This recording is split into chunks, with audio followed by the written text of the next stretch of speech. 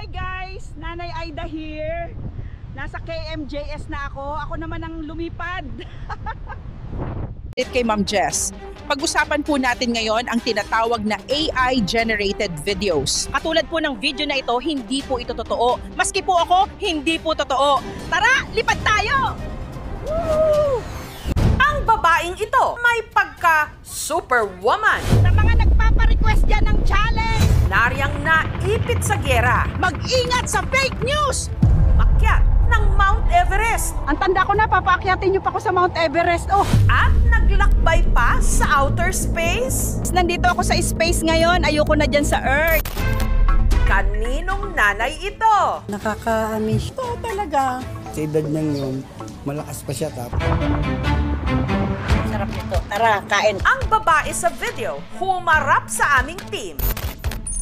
Siya, si Nanay Aida. Hello sa mga tigapanood ng Kapuso Mo, Jessica Soho.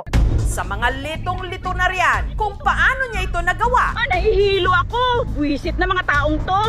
Si Nanay Aida may gustong linawin. Mga kapuso, hindi po ako totoo.